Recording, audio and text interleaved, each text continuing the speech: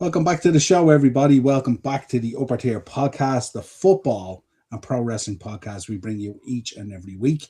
If you could head over to YouTube, smash that subscribe and bell notification button, and of course, drop us a little follow on Facebook as well if you can. We're live there as well, and also follow us on Twitter and Instagram and everywhere else. You'll find us on all the socials. Nice little tidy show for us tonight, of course. We're going to have a look at the Premier League, of course, coming up. The League of Ireland is back this Friday night. Big game coming up Sunday in the Aviva as well. Bows versus Pats. Apparently, there's about 40,000 tickets sold for it. Apparently, massive turnout for it as well. Fantastic Awesome. to see it. I We love will saying talk. that to you.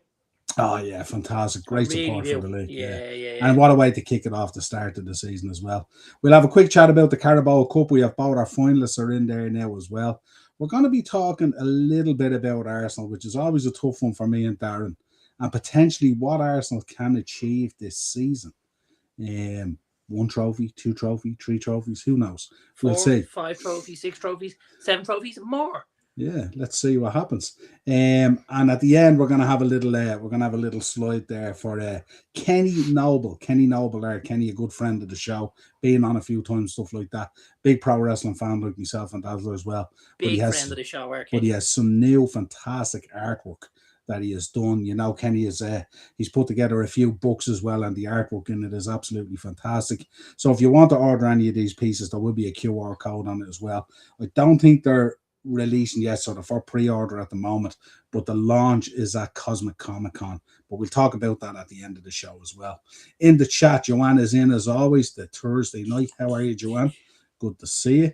And our man Romy is in, my man. He was on fire last week during the watch-alongs and during the wrestling watch-alongs. Great crack. Great to see you, pal. Petrov in there as well. What a player he was, absolutely. Darren, you start off. You have a gripe tonight. Let us get that fire out of your head first. Gripe night, yeah. And I don't know whether it's good that you start me off on this, because this might put me in bad humour for the night. But I was out and about today, and we have a birthday here in a few weeks, you know, for a little boy who's going to turn 11 in the house here. And I started looking at bits and pieces that we could pick him up, you know. So I was in Lifestyle, in the pavilion, and I was having a little potter around. And I saw this lovely, shiny new Ireland training gear. And I went, that looks quite well.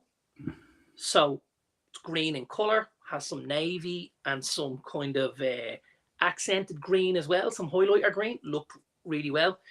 Now, here's the first issue I have. Having gone over and put my hands on the gear, I could feel the quality wasn't great. Now, I already know from the manufacturer, Castor, that sizing is an issue with them. Brody's going to be 11. I think last time we bought a Castor jersey, he had to get an extra small men's. Whereas I know if I buy with Adidas or Nike, I can buy an extra large boys, and it's going to be plenty big on them. So the sizing is an issue. And you're staying in the kids section. Which means it should be cheaper. So the quality is much better from you know, your Nike and your Adidas. The quality isn't there with Castor. And then, to my shock and horror, I read the price tag. The kids Ireland Castor quarter zip is coming in at €70. €70. Not the tracksuit, the quarter zip on its own. So I says to myself, that seems a bit pricey. I wonder, are they graded in size? You know, sometimes the smaller sizes are a little cheaper, and as you go up, no. All sizes from extra small in the kids, small, medium, large, extra large in the kids, £70 a pop. Now, of course, I'm in Lifestyles, but I said to myself, I think I'll go and have a little peep at the other quarter zips here, because all teams now have a quarter zip. How much was the adults in the quarter zip then? Is it the same price or is it up higher? I didn't look at it. It's probably 90. Look at it. 90 or well, it's definitely going to be more expensive than the kids. Yeah. I didn't look at it at the time. But what I will tell you was, when I stumbled around Lifestyle and I looked at Arsenal, Adidas, Liverpool, Adidas, and Man United, Adidas, the 3/4 zips were all priced at €55. That means the Ireland one made by an inferior manufacturer is 20% more expensive. Now, the only thing I would say, and I don't know whether this is a factor or not, but we're 3 to 4 months out from the end of the season.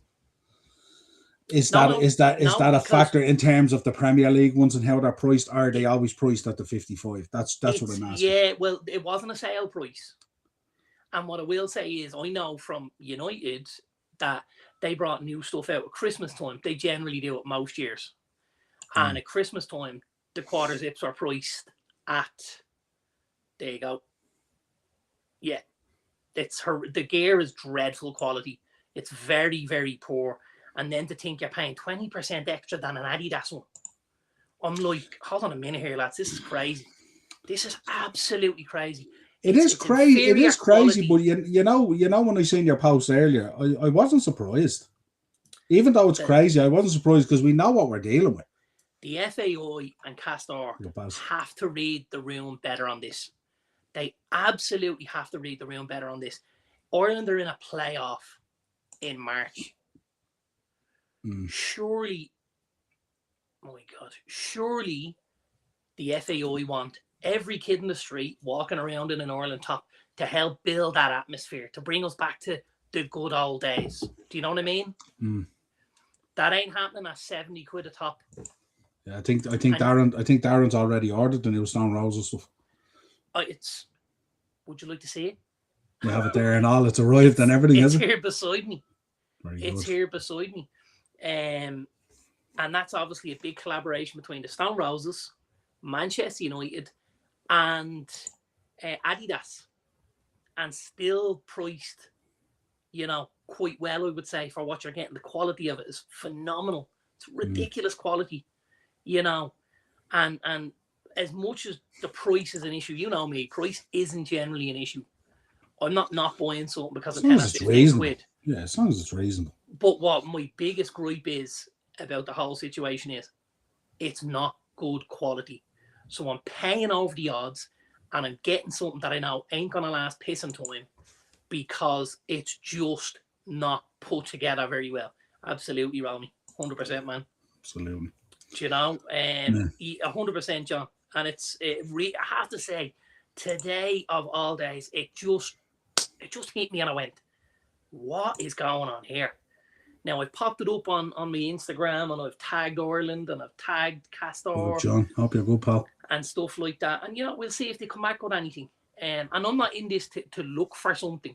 I'm in this to highlight a genuine issue here. How the FAI and Castor think they're going to charge 20% more than Liverpool, Arsenal, Man United and Adidas is just batshit crazy. Like, it really is. Do you know? We should put a call into Castor or FAI live on the show next week or something like that to get a response. Well, it might get to that, It might. She'll see. But yeah, as you said, we'll have to wait and see. But really disappointed to see it and stuff like that. Now, for me personally, I'm always going to be club before country anyway. You don't necessarily get to choose where you're born. You choose who you follow.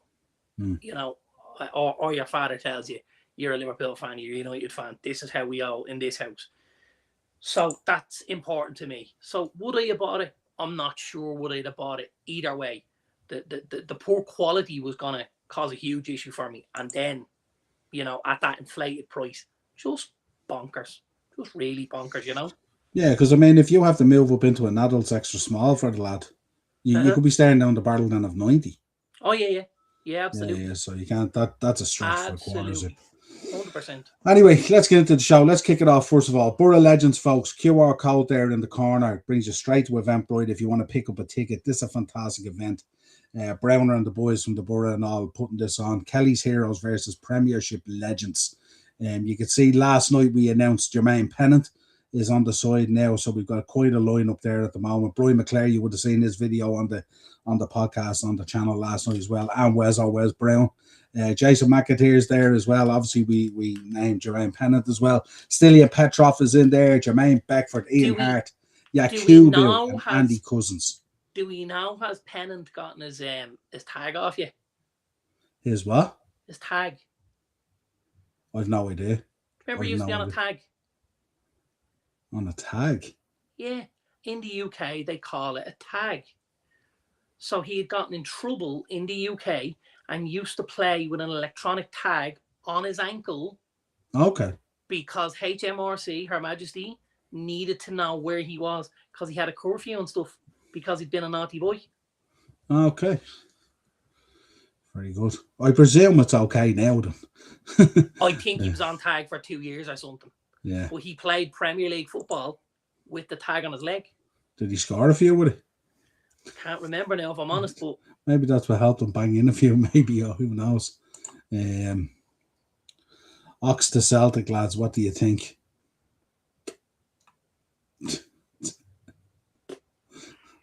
That probably went over us. Jesus. Same day as the FA Cup final. There we go. Right, yeah, well, folks, that's it. Stradbrook Rugby Club, Saturday, May the 16th. Kelly's Heroes versus Premiership Legends. There is a meet and greet. There is a gala dinner.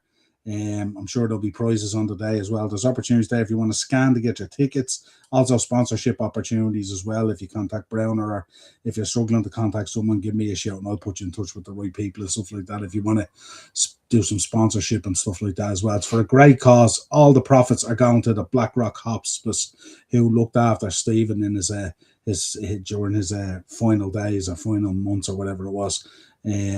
But yeah, really, really good cause. It's going to be a fabulous day. I'll be there on the day. I'm sure Darren might try and make it as well. I'm sure Bren might be there as well. There'll be a few going on the day as well. So the upper tier will be well represented. We'll be shooting footage and talking to fans and getting people's feedback from the legends and all that kind of stuff on the day. We've a busy month in May. We do have a busy month in May. Saturday before the 9th, we have Tallulah's communion. We do. Bridezilla. Oh, God. My missus' brother is on tag. He's walking about like a bottle of vodka from the off license. Love it. There we go. Right, let's get into the Premier League anyway, and let's chat football as we like it. So we're starting off tomorrow night. We've got a Friday night game, Leeds versus Nottingham Forest. Oh, I love a good Friday night game. Big game at the bottom half of the table as well. Absolutely. Big game. You know, the two boys there, 16th and 17th in the league table. West Ham growing in confidence, and West Ham obviously away at Burnley. If West Ham could pick up a result at Burnley, they could close the gap if Leeds or Forest don't get a win here. I think probably if you're West Ham, you're looking at this and you're thinking, I'm happy with the draw here. Because it means I now have 2 to aim for rather than just 1, you know. But no, should be a good game. Two teams that play a very, different sort of style. Forest obviously quite defensive under Sean Dyche. Don't play what you would call tiki-taka football. It's very, very direct, and Leeds, quite the opposite, I have to say, play a really nice brand of football under Daniel Farke, and I'm actually, and you might be able to help me with this. Our friend Paul might be able to shed a bit of light on this. If I'm a Leeds fan, yeah, and if Farke doesn't manage to keep us up, let's just say, you go down on the last day of the season, but he's played real good football over the course of the season. He's done a lot of things you like. Do you keep him going back down to the Championship and give him another spin where he can go promoted and then go again? Or is he getting airlifted out? What do you think? He goes. Is that you or is that the Leeds fans? That's me. I would assume if it was me, I would think he goes. Because I know there was a lot of questions even coming into this season and stuff like that. So, that was as much to do about the new ownership and them being a bit big for their boots and thinking, we're Red Bull, we need somebody bigger than Daniel Farke. Like, if you're looking at it right now, Daniel Farke's done a tremendous job at Leeds and deserves a little more respect than the lads coming in with the gives you wings and you know what I mean. I think there's been a significant turnaround, I think, in the last 8 weeks or so. But prior to that, he was in and around it. You know what I mean? There was huge concerns. I think at But one stage they were in the bottom three at one stage. Yeah, but from a squad point of view, they should absolutely be in the bottom five.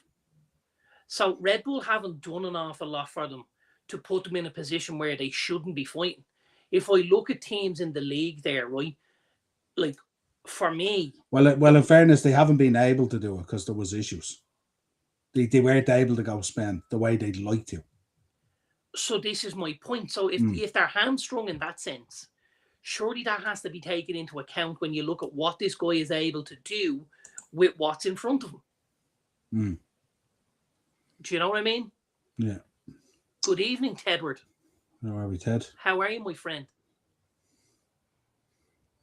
Interesting. What are you thinking there? I think it's very hard to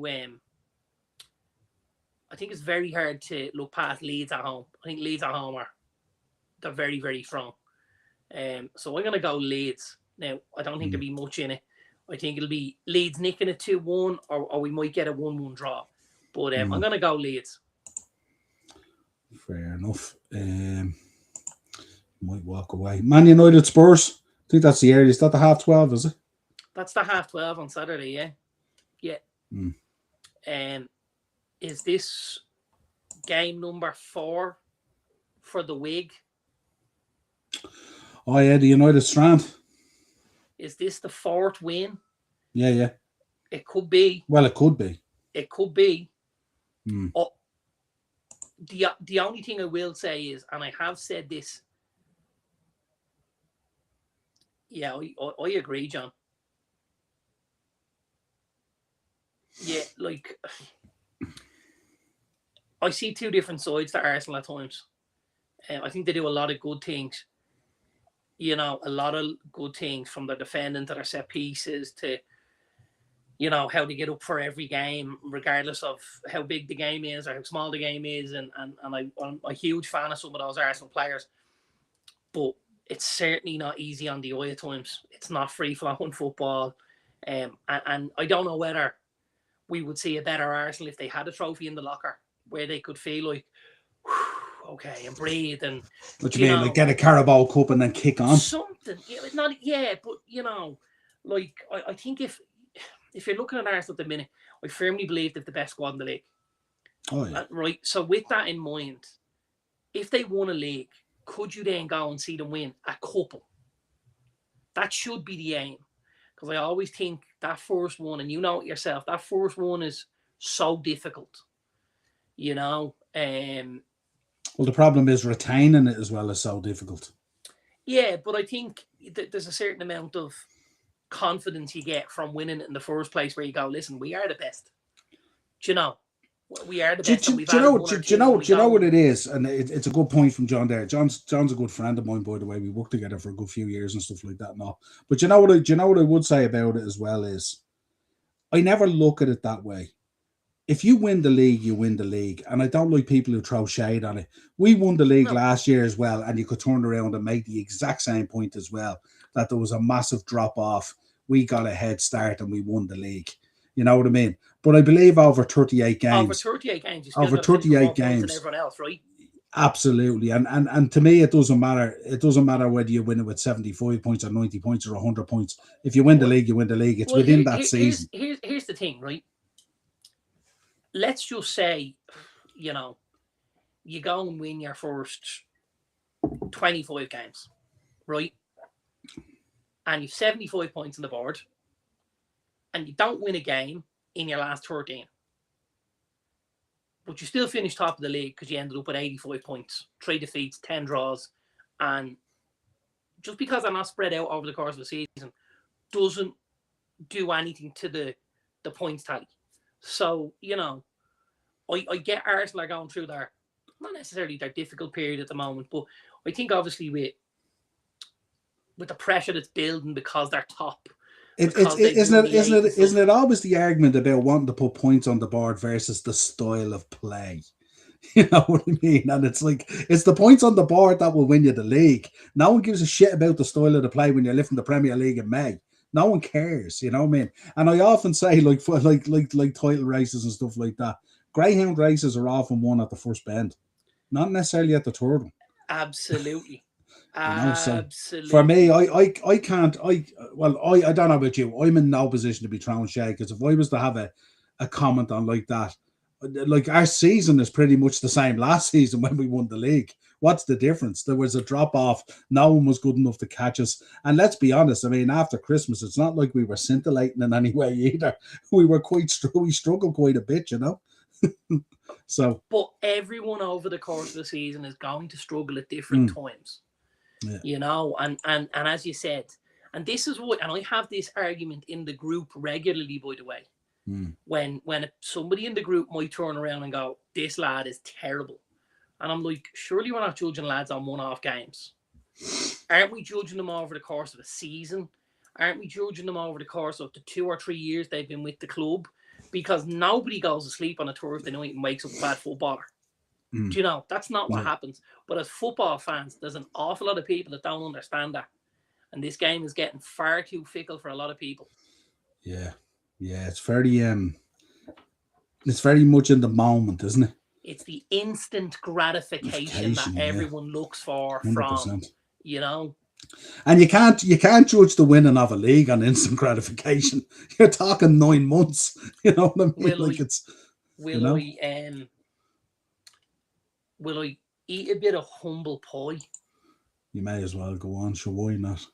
I'll eat a little bit of humble pie. And I'll be the first person to open their mouth and call somebody out if I don't think they're good. Right? I'll say, oh no, this lad, right? However, if I get it wrong, I'm more than happy to hold my hand up and say, do you know what? And I'm going to do that. And do you know why I'm going to do it? Because Arsenal have looked a better footballing team since Kai Havertz came back into the building. And I didn't think I would say that, ever. Those Chelsea fans the other night when he scored that goal. Did you see some of the reactions? You know, when he was running in on goal with the ball, there was Chelsea fans on live watch-alongs calling for the ref to blow the fucking whistle. How mad is that? Like, and then he runs off holding the badge. I love when players celebrate. I hate when players don't celebrate and do all this. I love when players celebrate. I love when players celebrate. In fairness to the kid, since he's come back, he's hit the ground running for Arsenal again. He's popped up with goals, with assists. You know, do you know who he reminds me of? You won't like this. You won't like this. And it's certainly not in an attempt to throw shade at anybody. Because the guy I'm going to mention I was a big fan of too. Is he a bit Bobby Firmino-ish? Does he make everybody around him a little bit better? Possibly. I think a lot of it could be as well. Arsenal have been very clever that way as well, where they've brought in certain players, and obviously there's a bit of competition there in that front line now. So obviously you have to go out and perform. Now he's come back. I mean, look. I don't think anyone would doubt the quality of Kai Havertz. I mean, we know that there's a quality player in there. The problem for him is he's been lucky with a number of injuries and stuff like that have kept him out and stuff. But when he's played and he's been in his rhythm, sure. I mean, what was it? Was it? Wasn't last season? Was it the season before? The season before. When he played that January to kind of April period, he was sensational. I think. April period, he was unbelievable or something. Yeah. Yeah. So I don't know. I think, John, do you know that British media dislike? I think that's for anyone who's becoming successful or doing well. I don't think it's just an Arsenal thing. Here's the only thing I would say, because I do know where John is coming from. I feel like Arsenal got certainly more heat than maybe Liverpool did last season, or maybe City did the season before. But I think the two things that stick out in my mind are the style with which they're doing it or not doing it, right? Yeah. So, people what have they called them? Set piece FC, right? So, listen, they're super at what they do. They understand everything. I'm not throwing shade. For me, it's about winning games. When did like football fans suddenly begin to hate set piece goals? What? Now we're getting stats that are set piece goals versus like in play goals or whatever they call them. Open play. open play goals. And I'm there looking, going, when did we get to this fucking point? I love a good cross or a good free kick into the box. I love it. Like, Yeah, when did it become like, it's like as if it's like worth half a goal now or something. Well, that's the kind of shade that people throw. The other thing I have to say, and again, if you're an Arsenal fan, you probably won't like to hear this, but they're extremely unlikable. Arsenal fans are extremely unlikable. And do you know what the They problem is? have a way of rubbing you up the wrong way. And it starts with them. It starts with the manager, because he's a proper shithouse. Just for man himself. Yeah. But he's a pro. Like it's very hard to like. There's nothing endearing about him. Whereas like we would wax lyrical about the likes of Royce and SA and players like that. And I said to you after I watched the Arsenal thing, the Amazon Prime thing, I like so much about what he does behind the scenes with them. But it's like when he gets in front of the camera, it's like he turns into Teflon. It's just itchy. It's irritable. But even on the sideline, like he just goes out his way to be a prick. You know what I mean? I've no problem with managers giving fourth officials guff and players guff and all this kind of stuff. But like you seen the thing with Emery as well and stuff like that. He just goes out of his way to be an arsehole, like. You know what I mean? Like, and it's like, and then it's kind of like it tries to get reversed on people, like, Emery just walked off, didn't give a bollocks, it was cold. When Arteta just fucked off to his players and never even shook his hand, like, you know what I mean? And it's just, it's just a weird one. It's just like, you know what I mean? It's just, I don't know. It's I said it to you before. I used to really like Arsenal as a club and stuff like that, and I still like a lot of what they do in terms of football and stuff like that. But I just find there's a kind of a strange weirdness about it. Can I say something that's really gonna shock the shit out of you? Yeah, I would say when we had, the Arsene Wenger era at Arsenal, I revered Arsenal. Yeah, they were unbelievable. And they weren't, and we had battles with them. Don't forget, we Pizzagate, we Martin Keown, we Cesc Fabregas, we'd all of this. We Keenan Vieira. But I still had a serious amount of respect for them.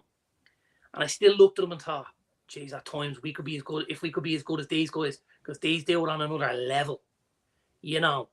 Like on their day, they were just unbelievable. You can take that away. Absolutely. Give us a Man U Spurs prediction, will you?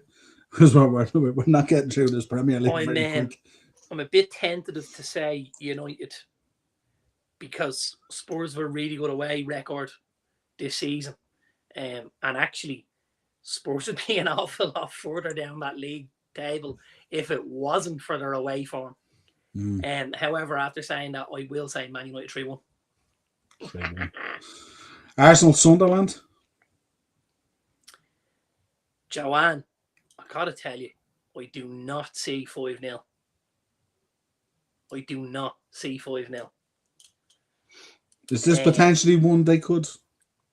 I wouldn't necessarily call it a banana skin. I like to call them disruptive on the way to the trophy. Yeah, I don't think it'll be that. But I do think Sunderland will give them a game of football and they'll know they were there.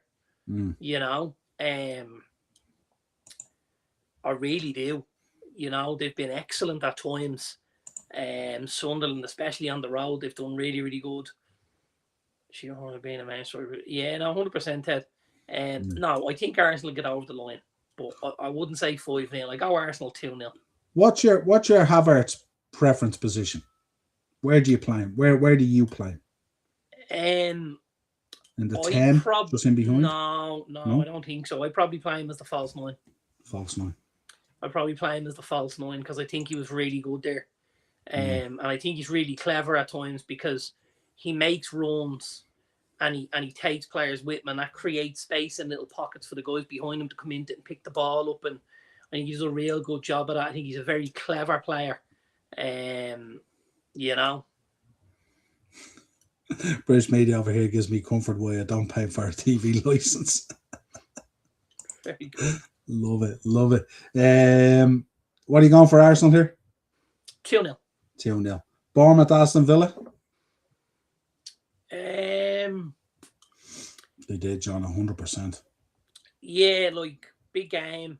Obviously, Villa looking to try and keep pace with Man City and stuff like that. And we'll want to try and get points on the board. Now, we know Bournemouth isn't an easy place to go, but I think if Villa could grit something out, it'd be, and they could step up to second, that would apply a little bit of pressure on the City. The only thing, I think last week, if anyone saw Villa at home, missing the likes of John McGinn, Boubacar Kamara, Yuri Tielemans, Ollie Watkins was huge. Was it 45 minutes against 10 men as well? Or something like that? Nearly 60. 60. Nearly 60, yeah. They should have been. They scored an offside goal through Tammy Abraham. Yeah. who looked a little bit about, but I'll tell you one thing, hats off to the Brentford defence. They were amazing. They were very good. Amazing. They were very good. To a man. And Queeveen Kelleher was obviously in the Premier League team of the week, don't forget. So, props to Queeveen. Actually, we should say that whole Brentford unit, actually, not just our back line, was very good. They worked tirelessly. Yeah. But I think there's a little drop off with Villa. And the only thing I mean is, when you look at Villa, with what's not in the building, right? So, take out McGinn, take out Kamara, take out Tielemans, take out Watkins, and then take out Marlon, who's gone to Roma. That's a different Aston Villa. That almost, I'm going to say the word almost, gives me a little hope that if we can keep things pushing in the right direction, it's Villa we need to look at. And can you nick third? Because Villa will also come into the second half of the season with an FA Cup run, and they'll come in with that Europa League as well. And we won't have any of that. Sunderland with the misses, it's like being in a sequel to The Hills Have Voice. Oh, I love it. Yeah, absolutely. John agrees with you as well. False 9. Yeah, I think so. I think he does a real good job, man. What did you go, Bournemouth, Villa? 2-1 Bournemouth. Yeah, they're starting to show a little bit of form, aren't they? Since Christie went back in there, didn't he? And they're showing a bit of form now since he went back in. Definitely a different team. Who's doing real well at Bournemouth? And he's a kid they brought in this season, and they were playing him as the right back. He's a kid called Jimenez. And now they seem to have learned the trick, and they're playing him much higher up the pitch. They're now playing him almost as a right-sided forward. And he's a much better tune higher up the pitch than he did further back. And that's brought a little bit of balance to the side as well. So he's done well, the boy Jimenez. Loves a tackle. I must say, for Ben's off to London in the morning for the weekend as well with Sophie, but they're going to the Charlton QPR game tomorrow night at 8 o'clock, I think. In the Valley or in Loftus? I think it's in Charlton. That's the Valley. Yeah. So very good. That should be interesting. That's for sure. Big up, Bren. Good to see you, pal. Burnley versus West Ham. You mentioned that earlier. Could have implications on the top game. Yeah, Burnley, West Ham. I think it will have implications on the top game. Because I think West Ham get the win here. I think they've started to build a little bit of a head of steam under Nuno. He should have been scratching his head at that Chelsea game, shouldn't he? Hell, what? Yeah. Oh my God. Yeah, listen, that can happen. We've seen it happen so many times before, and it's hard to stop it in the moment. Chelsea just built and built and built. But Chelsea also have an awful lot of firepower that Burnley don't. So I don't necessarily think we're going to see a repeat of that. And with that said, I think West Ham here 2-1. I think they'll be a good price to go and win that game. We're probably nearly getting close to, positioning Burnley in there with Wolves at this stage. Are we the way things are panning out? Absolutely. Yeah, absolutely. 100%. I think if Leeds and Forest drew at the weekend and end up on 27, and Burnley could beat West Ham and get to 18, you would say they were still just in the mix. Clinging on. You know, clinging on. But I think if West Ham beat them and pull 8 points clear of them, I think then it's nail in the coffin. I gotta be honest, I follow lots of the teams on social media, and there was a video went up the other day from Burnley. Burnley are one of the teams I follow in the league, and it was Scott Parker, and he was talking to the media representative from Burnley, and he was saying, it's January, they're going to ask these sort of questions. They're going to ask about activity. And obviously, the only activity they had was the boy James Ward-Prowse came in. Great video. Video. And he said to him, it's up to you what you want to say there. And he said, okay, yeah, that's great. Took a little note. And then your man said, when you say what you say, they're then going to ask you, are you a bit upset at the fact that there hasn't been more activity? And he's like, so again, you've got to prepare something for that and blah. And they go through it. And then obviously goes to face the press and whatever. I've watched Burnley quite a few times this season. Burnley are a good team. Burnley play real good football. They're a very, very well coached football team. The big issue with Burnley is they've spent fuck all. They've spent so little. And I wrote this underneath the thing because he was getting a bit of stick from fans and blah, blah. And I said, lads, I got to be honest. I said, you get Vince and company the same sort of stick when he was there.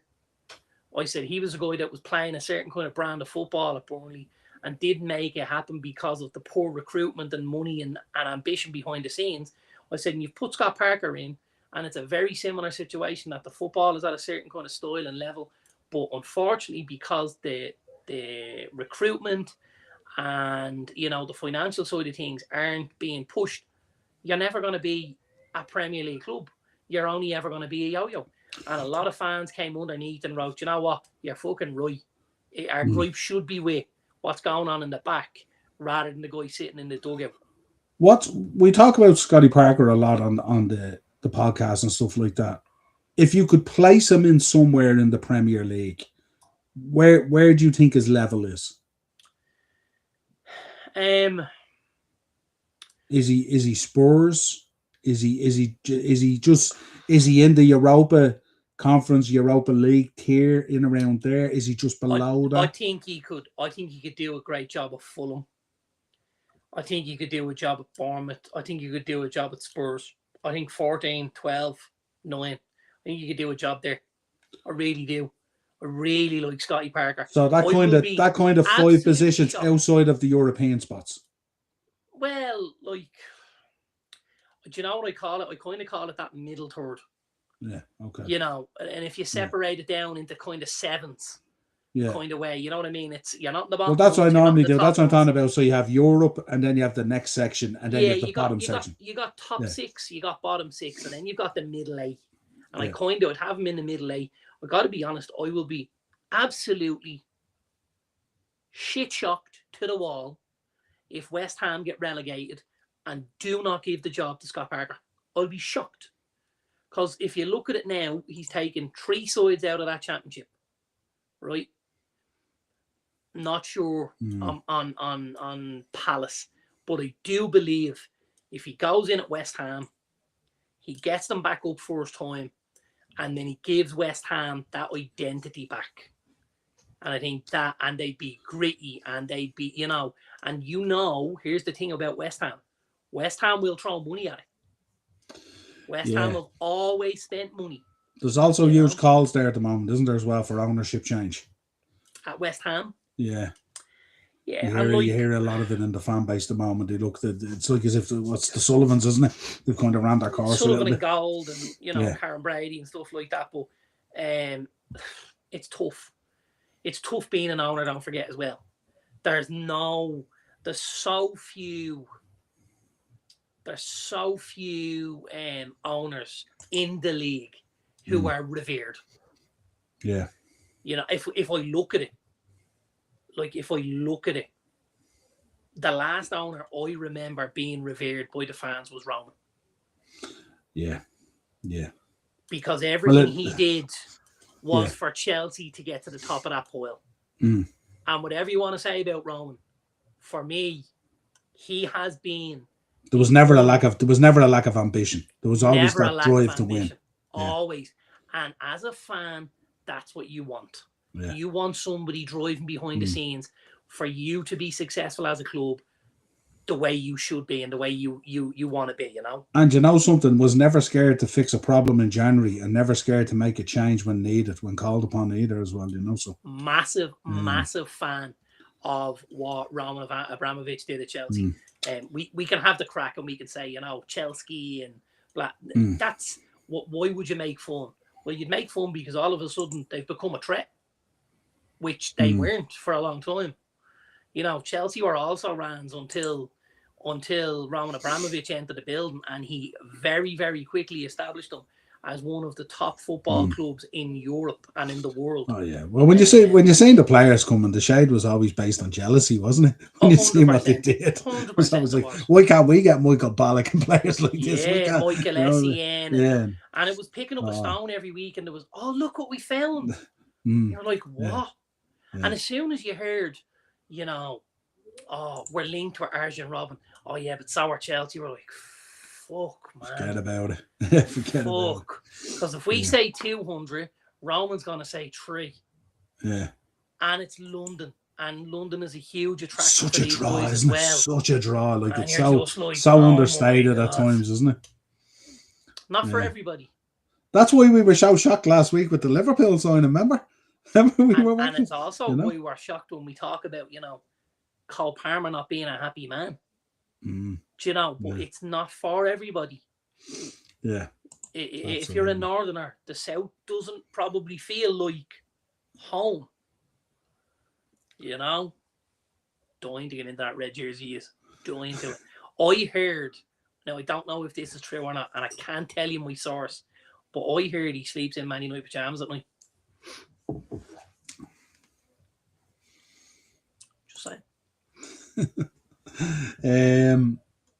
You have West Ham for that one, don't you? Fulham, Everton, Marco Silva welcoming the old club back to Craven Cottage. Real big fan of Marco Silva as well, you know. Real big fan of Marco Silva. I think he does a sterling job at Fulham. He really, really does. And delighted to see Fulham go out and back him a little bit in January, you know, and go and get a body or two and say, listen, Marco, you've been doing well for us. There's a little thank you. There's an Oscar Bob. Add him into your squad there, you know. Great game last time for the neutrals as well.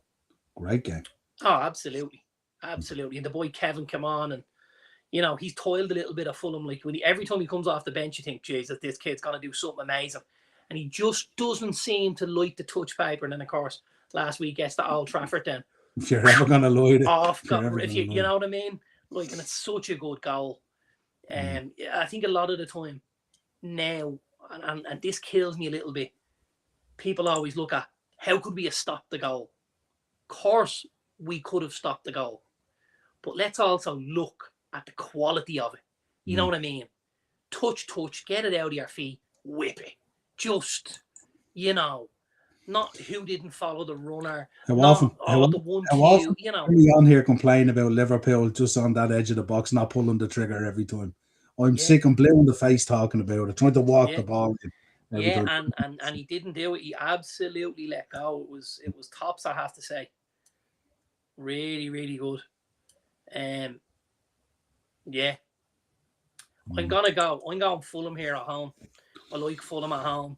I like Fulham at home. I really do. I think Craven Cottage is a tough place to go. I like the little changes they've made at Craven Cottage as well. And I think Fulham will get over the line here 2-1. Everton though, quite like Spurs have been okay on the road, but poor back at home in the new stadium. They have, but Everton also now without Jack Grealish, who has been that talisman for them. He's been there. He's going to be a huge miss. Yeah. Now listen, they still have Dwight McNeil, but they don't have Jack Grealish, and I think that'll affect them for the end of the season, I have to say. Yeah. I shall see. Wolves, Chelsea. I think this will be a tough day at the office for Chelsea, for no other reason than... What did you make of the approach the other night? we are going to talk about it when we go through the Carabao Cup final and all, but like, it's a very strange approach, really, wasn't it? Because kind of, I get it if you want to hold fire for 45 minutes, but then in the second half, you got to come out and you got to do something. You know what I mean? It was like as if they turned around and said, listen, we're going to pull this till the last 10 minutes, try and nick an equaliser and send it into whatever. Does it go straight to penalties, I think, or now at this stage? Or? No, would have gone to extra Would have time. gone to extra time. Now, I have to tell you, like, I understand, I understand the theory behind it. And I understand that, you know, if we don't go out and start opening ourselves up, we also keep that solid base at the back, and then we try and nick off set pieces, or we hold it long enough that when we roll other guys onto the pitch, we try and nick something on the way. I think the biggest issue was when Arsenal dropped into that defensive shape, Chelsea looked a little bit lost. For ideas. Yeah, absolutely. And there was an awful lot of recycling and the ball coming back out and then pushing it from right to left. And I'm like, somebody needs to take this. And what I will say is, and I don't love saying this, I thought at times it was kind of crying out for either Palmer or Estevao, because for me, they're Chelsea 2 sticks of dynamite. It was crying out for one of the boys to do something. If someone's going to create, it's going to be one of the two lads. Is it dropping a shoulder? It took them an age to get a ball into the box. And I mean, you have to be so much quicker against an Arsenal side, so skilled and coached in that area in terms of, you know, balls into the box and stuff like that. I mean, how many of them do they generally lose? It'd have to be absolutely perfection. And I'm thinking, you're recycling the ball back again and again and again. And this was frustrated us this year. I spoke about it, how slow we are at times in that transition and in that build-up play. It's just so slow. Because it allows teams like Arsenal to get in. And I suppose if we want to go and look at it, well, Chelsea have a Bruno type player. They have Cole Palmer. You know, so and that's where they're being very careful with him, though. It sounds like it looks at things he needs an up, doesn't he? And they're coaching him through. They're coaching him through the season, really, aren't they? Are they doing that for Tuchel not to bring him away in the summer, and for him to have the op while everyone's at the World Cup? Is that where we're going here? Because if that's the case, he's going to be one upset boy. Absolutely. You know, I have to say, I don't love the idea of that. But he does look like he's being very, very protected. Yeah, it looks very much like in terms of minutes and involvement. And just what I was going to say there on the tempo issue. If we look at, obviously, over the last 3 games, if we just look at us and the increase in tempo and how quickly, you know, we've been able to go from back to front in games in 2, 3, 4 passes in 6, 7, 8, 10 seconds. Just look at your winner last week. Right, and blow teams apart, because we know 2 things, and we've known this a long time. Speed hurts you. Speed and accuracy will kill you. And that's for me what good teams do. And, you know, we've been able to do it over the last few weeks. Will it work this weekend? Will it defend how high Spurs decide to get out and stuff like that? I wouldn't be at all surprised to see Spurs play trade back here. I would be shocked if they didn't actually. And give us a lot of possession in a certain spot, but also keep it very, you know, banks of 5 and 4 and then play with Solanke on the bounce and stuff like that, you know. Yeah, absolutely. What are we going here? Fulham or Wolves Chelsea? Wolves Chelsea. I go Chelsea get over the line, but I think tight. I think 2-1 Chelsea. Okay, Newcastle Brentford. Newcastle need a big result this weekend. Yeah. Newcastle need a real big result. Now, when I say Newcastle need a big result, don't forget, a win puts them back up to, you know, 7th or 8th. Yeah. And they're only just outside of the top 5 then. But I just think in the manner that they lost the game the other night. Now, I know he's got. Well, they did the opposite of Chelsea, didn't they? They opened up and they got punished. Yeah. They were 2-0 down, and I suppose you're kind of thinking, listen, go out, keep it tight as a duck's arse for the first 45. come out in the second half. Let's see if we can nick one before 60, 70, and then we'll go hell for leather in the last 20 minutes to see if we can make it 2-2.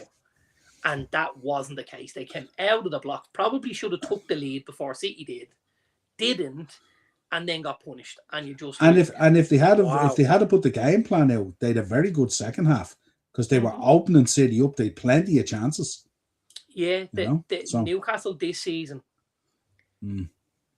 are, they talk about XG, which is this expected goals. And then they show you where you are based on your XG.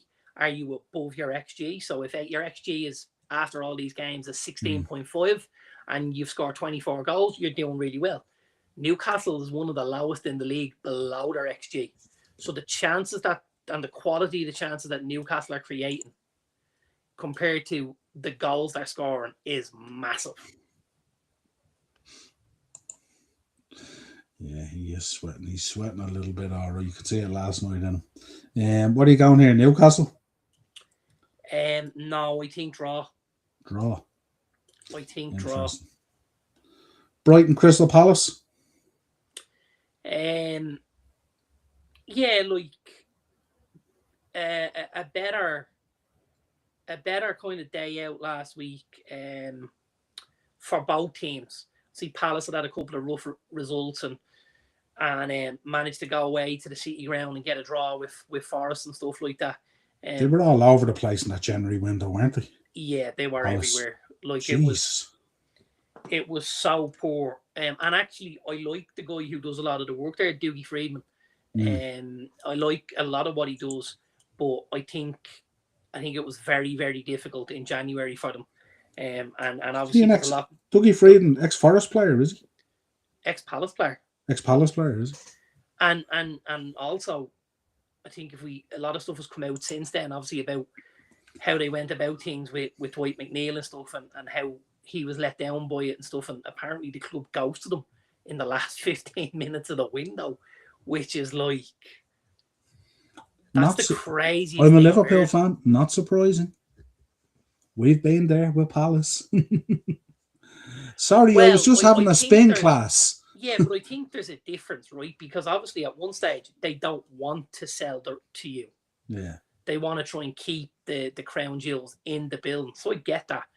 But for them to go and, do a medical with a guy and photo shoot to have been done wearing jerseys and scarves on the whole shoot match, and then for the phone to go radio silent, that is... Sorry, I was in my yoga class. I'd like to think the league will, whether it's the LMA or the Players Association, someone gets their teeth in the Palace over this and just says, listen, this isn't a good look on us. And, we got to take into account the players' welfare and stuff like this.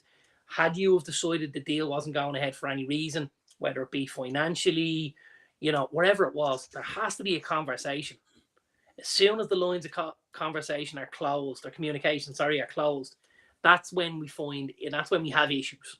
So that should never have happened. And that was tough for the boy McNeil. Yeah, absolutely. Absolutely. I have Brighton to nick it 2-1. Brighton. Well, as soon as you went for Gay, Glasner has been able to get you like Michael Myers. Glasner threatened to leave, and now he's leaving anyway. So what difference did it make? What difference did it make anyway? Absolutely. Well, it depends, if they go and win the Europa or something like that. Well, I suppose the difference is Gay probably got an extra 150 grand in wages off City that he probably wouldn't have got off us.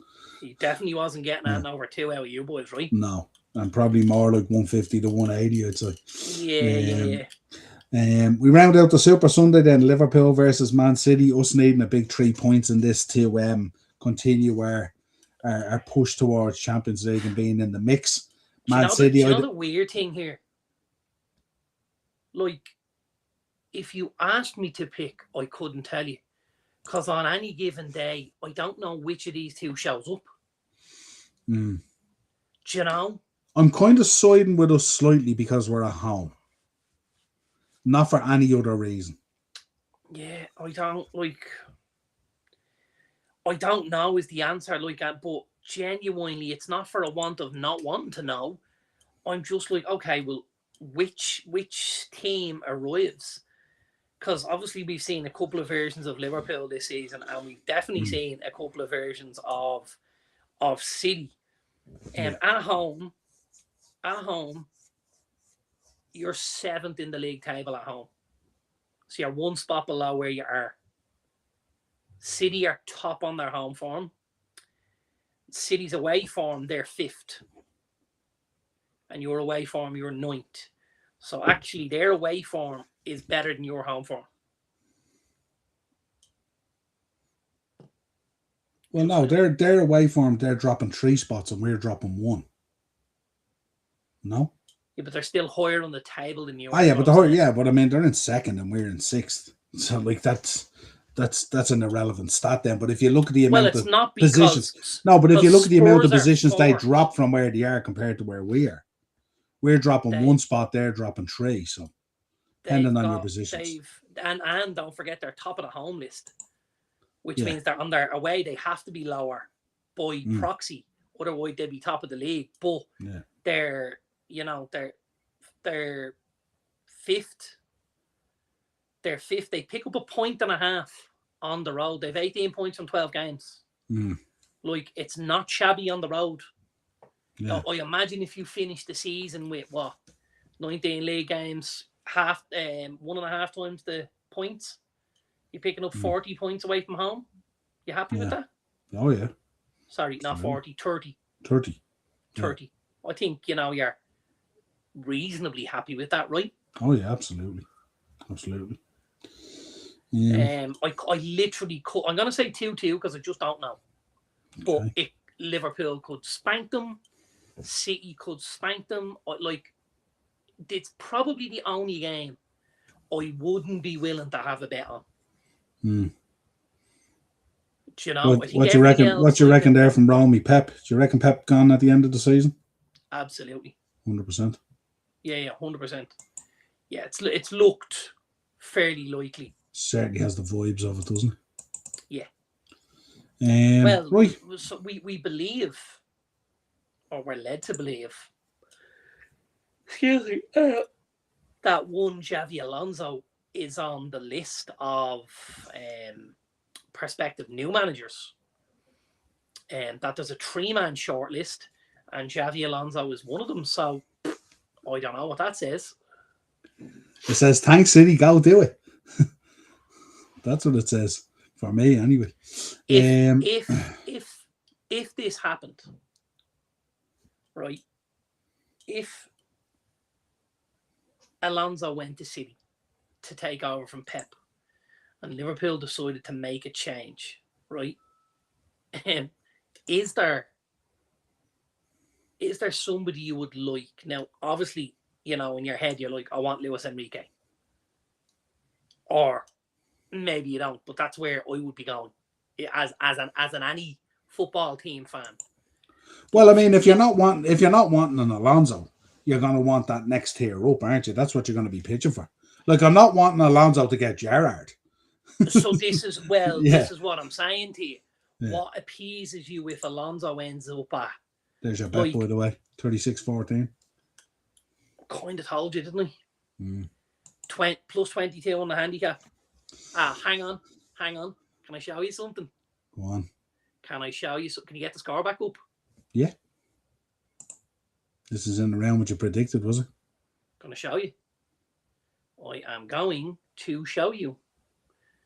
My nephew asked me for a prediction before the game. Can you read this? Hang on, I get it closer. I can't read it, but you can read it out to me. I do trust you. I said, France are going to maul us. He goes, yeah, 100%. What's your prediction? I said 31-14 to France. So you got it wrong, yeah? 31-14? No, it's a show. 36-14? That's a show. That's a show. Absolutely. And that was at 7:29 tonight. That's a show.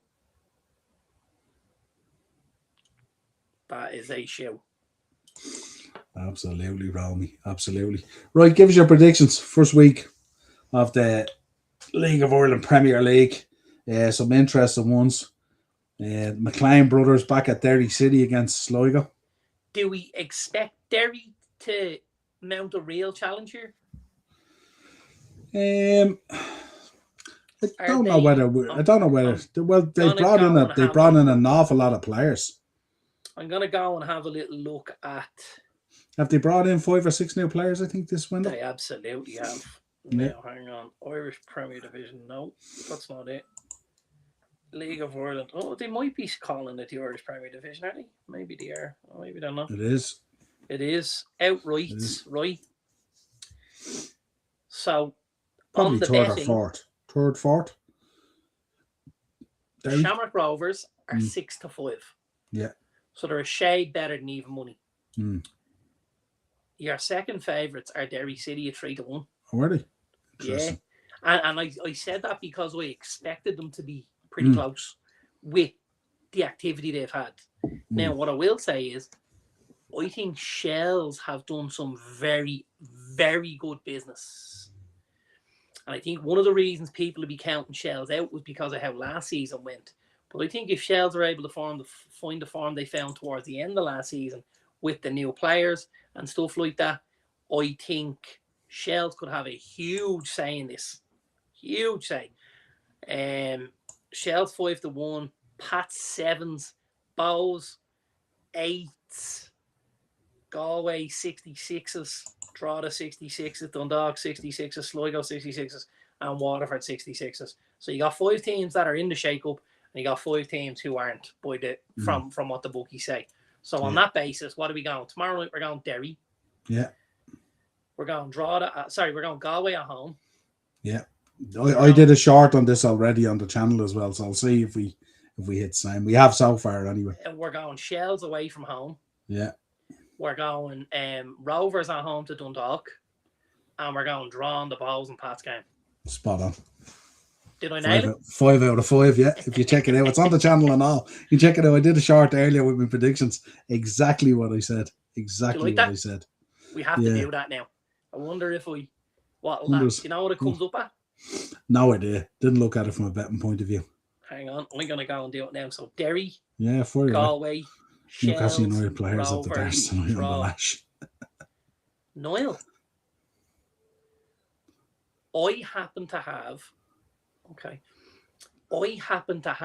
a 15% power up on my Paddy Power account. But the 5-team accumulator, Derry, Galway, Shells, as we said, Rovers, and the draw pays 28-1. And then I can have it at 33 because of my 15%. Nothing wrong with that. There's nothing wrong with that. Tenner on that'll get you a flight and a hotel for Riyadh. By the sounds of it. Apparently. On pigsfly.com Airways. Yeah, I'm thinking I wake up beside a couple of crates of chickens like Indiana Jones or something and having to bail out with a rubber dinky out of Aldi or something, Yeah, absolutely. Right, what else? Quick one, Carabao Cup. Give us your prediction and give us some thoughts on the other night. I mean, we kind of covered it already, but... Yeah, I think Arsenal will want to go and grab that trophy. And I think Pep is going to be telling the lads inside the dressing room, if we can nick this and pick up that shiny piece of silverware, we could derail everything else. We could derail everything else here. Yeah. I think that would be the hope. I think it's hard to see past Arsenal just because of how poor City are at the back at times. Like, they go from being and scoring the most outrageous goals you can see, and then at the back, it's like watching a Sunday League team. They're just let's put it in context because this follows on from it as well. Who are you thinking for the Carabao anyway? Are you going with Arsenal? I'm going with Arsenal to get over the line. Yeah. So if Arsenal get over the line, this is the state of play. If they get over the line in the Carabao Cup, are you seeing another couple come in the door this season as well? They're not going to win the Champions League. I don't believe they will. What do you feel will stop them winning it? Like, what's your conviction there? Well, it will be something they've never done before for a start. You know, and I think with the Champions League being there would play a huge part in it. And, you know, I think your past experience has kind of come back in that Champions League a bit more than other places. We've seen they have looked the team in it though, haven't they? Now I know that was us last season, so let's not get it twisted either. No. I think and I think over 2 legs they have the ability to beat anybody. I just don't think they're going to win it. I just don't think they're going to win it. I do think they'll win the Carabao. I don't think they'll win the Champions League, and I don't think they'll win the FA Cup, but I do think they'll win the league. So I think they'll end up with a League Cup double. League Cup double. Okay, interesting. Would Mikel Arteta be happy with that? Oh, absolutely, 100%. Absolutely. Would Arsenal fans be happy with that? Would Del Boy? Would Morris? I think so. Yeah, to put the league back in there as well. I mean, the league is your bread and butter. You know, the league is the standard from which everything else flows, isn't it? Yeah. We love the Champions League and all, but like the Champions League is kind of, you know, I don't know. It's interesting. It's interesting to see how it goes and stuff like that. Of course, you could get that bit of luck in the draw and stuff like that and all. You know, who knows? I was thinking more a double domestic cup and league, a treble. I was thinking they could do FA Cup, League Cup, and Premier League. Because I think in a number of weeks they could have this league wrapped up the way things are playing now. If we go beat City at the weekend and they win at the weekend, I think the only problem is, you know, he's going to rest players at certain times, and if he just rests them at the wrong time, how are you, my friend? You know, how are you? I just would worry that if he decides we have a big Champions League game, I'm going to rest a couple of boys here in the FA Cup, and then they don't get the win. I think then it could all of a sudden, you know, impact them in that. league versus everything. Anything else? Yeah, I think so.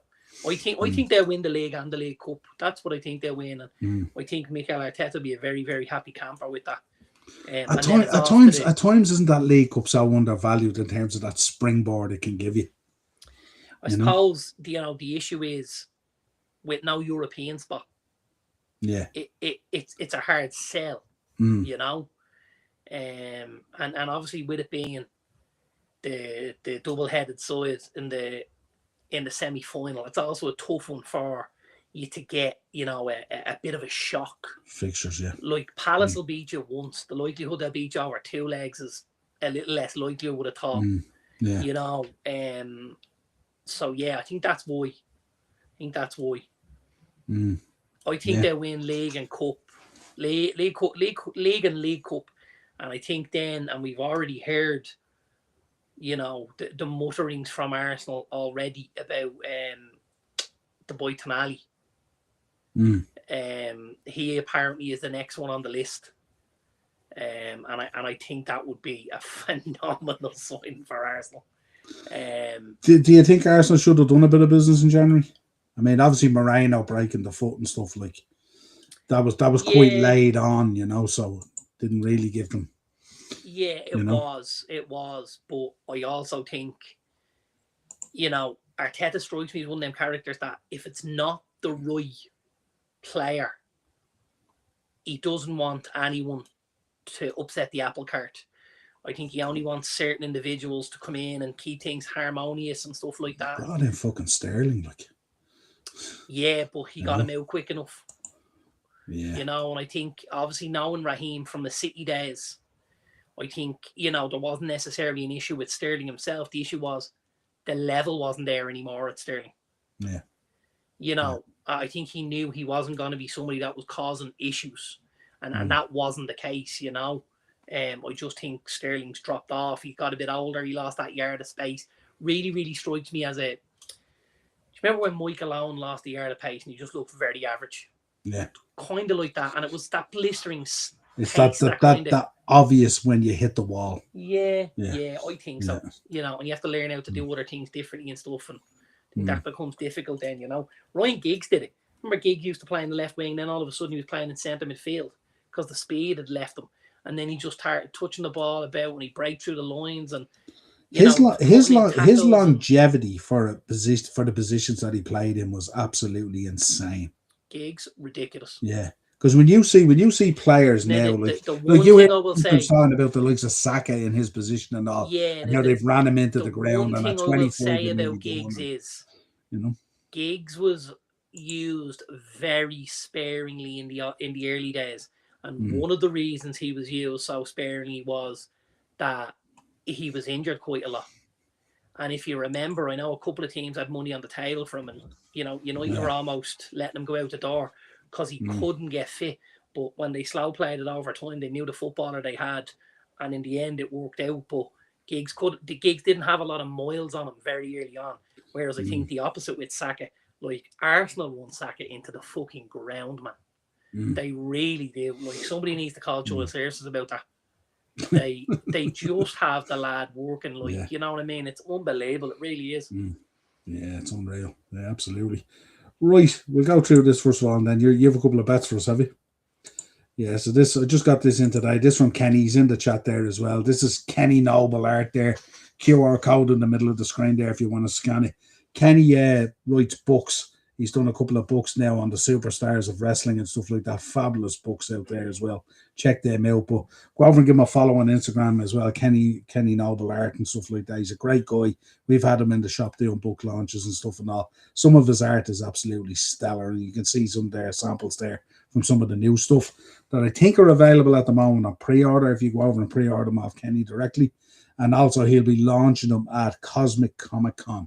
So if you check out Cosmic Comic Con, he's going to be there as well, launching some of these pieces. These are all hand-drawn as well.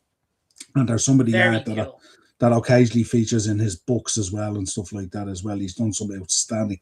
And these are some of the newer ones. Some of the older ones he's done were absolutely amazing and stuff like that. I think there was one in there, Rockin' Hogan at 8 and all was phenomenal and stuff like that. He's a big Usos fan like ourselves, Darren, as well. So I always put some good Uso stuff together and stuff as well. 100%. No, Kenny knows what he's doing.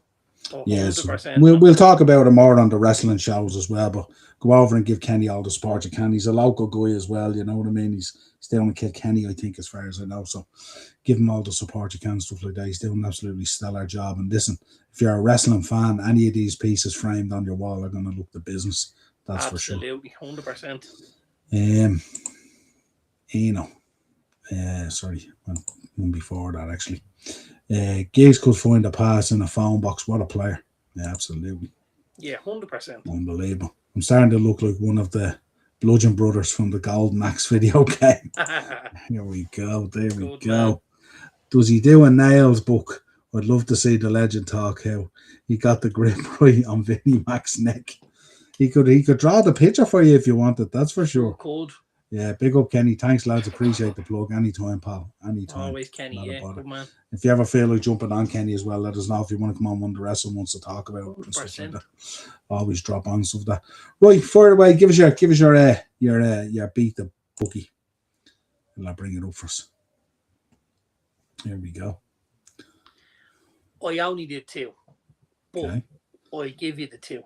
More than enough. Yeah. What's my favourite bet, Noel? To score or assist. Oh, sorry, about the score, yeah. So I've gone for United, Fulham and Brighton. All at home. Result and both score. 42-1. It's not stretchy. No. Like we're playing against Tottenham. We're playing Fulham play against Everton and Brighton play Palace. 42-1 result in both score. Big up, bro. We appreciate it. There is absolutely nothing wrong with that. And then my other one was, sorry, just get it up for you here. My other one was, why isn't it showing me? There we go. My other one was our goal or assist. Yeah. So obviously I'm starting off tomorrow night hot, and I'm going in with Dominic Calvert-Lewin. We're going to the United game on Saturday. Goal or assist, we're going Bruno Fernandes. Also takes the penalties, free kicks, corners, throw-ins, Ryder Rovers. We are going to Bournemouth on Saturday because I do fancy Bournemouth to get something against Villa. And I'm actually going with Bournemouth's new signing. I don't know whether you saw this kid play last week, Rian. He's a Brazilian kid that came off the bench. Came on for the last 20 minutes or so, yeah, looked real tidy. Got an assist, didn't he? He got an assist and he almost scored. And I think he's going to be a bit of a wild card, this kid, for the next few weeks. Because it's going to take people a little bit of time to get used to how this lad sort of plays. So I'm going in with him. And then I'm going to round out with a Chelsea boy, João Pedro. Because I think he's been in phenomenal form. We spoke about him last week, obviously, when he got the goals in Naples and stuff like that. So I'm going Dominic Calvert-Lewin, Bruno Fernandes, Rian, and João Pedro. And that's 20-1 goal or assist, which I think is, you get a bit of balance there. It doesn't have to be the goal; it can be the assist. And 2 goals and 2 assists gets you a bet up on 20-1. Yeah, I was looking at that boy Rian when he came on there last week, and I was thinking, kind of shades of John Duran off him, kind of. You're not sure what you're going to get, but you'll get something.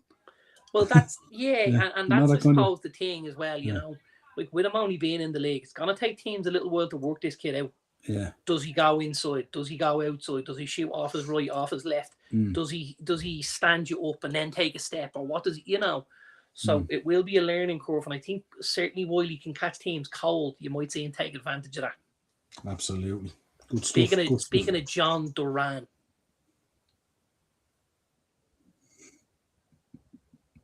how do you go to Saudi Arabia? Sorry, how do you go from Aston Villa being, and I can only describe him as one of the hottest prospects in world football when he's at Aston Villa now? Yes. And then he's gone to Saudi, and then we've seen him go to Turkey, and now he's on his way to Russia. I'm like, are they cleaning money? Is there something I'm missing out here? I walked past the shop today, and there was a person sitting at the till in this shop, and there was nobody in it. And I walked past it 2 or 3 times. I didn't even see one person walk into the shop. I said, they're cleaning money in there. My mum said, what do you mean? I says, they're not selling anything. I said, and if you're paying rent, wages, tax, I said, and nobody's coming into your shop, you're cleaning money. That's what you're doing. I just, God, I never thought of it like that. I said, well, now you know. I says, those people in that shop are cleaning money. And that can be the only thing that they're doing with John Duran. It can be the only thing. Because otherwise, as somebody said, this needs to be studied, this fall from grace. Because this kid has gone from hero to zero. Did Emery know something the rest of us didn't? Because we were a bit perplexed at the time. We absolutely were. Why are they selling Duran and why are they not selling? And why is he going to Saudi? Remember? Yeah. Why isn't he going to a top European side? The attitude obviously has, there's a lot to be desired. Leaves a lot to be desired there, but just unbelievable. Like who somebody will. Who gets the tune out of him? Somebody will get a tune out of him, and it's gonna be down to man management, because there's no way you're treating this kid. Yeah, there's no way you're treating this kid the same as everybody else. But the reason you're not is because he can do stuff that other people can't even dream of. That is a mad move, isn't it? When you think Villa to Saudi to Turkey to Russia, like that's insane. Like like some of the social pages will show you badges. Yeah. and you'll see this Colombian Guess team. the player.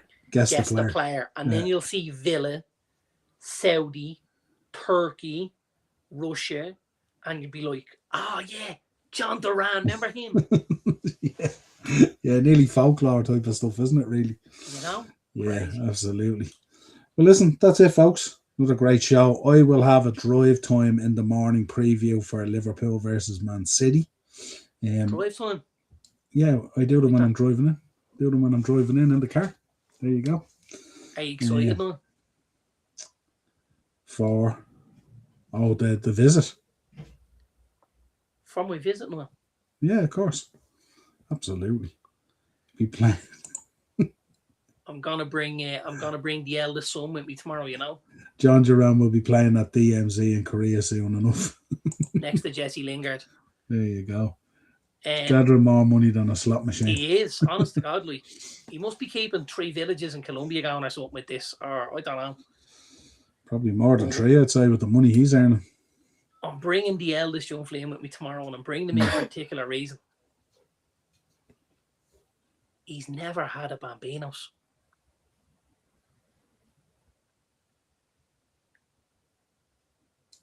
I've never had a Bambinos. Gonna fix that tomorrow, Noel. We shall see. We shall see. We're gonna fix that tomorrow, brother. Right. Don't you worry, pal. Dazzler got you. There we go. Don't forget about the fella in the green and white shirt. Absolutely. Also, I suppose we should say that our thoughts and prayers go out to those people today with that bus incident on Talbot Street today. I think it left 1 person dead and 3 critically injured as well, so I'm not too sure. Like, you're walking down the road, you're having your Thursday afternoon or morning, and you're just doing your bits and pieces, and the next minute you're eating a bus.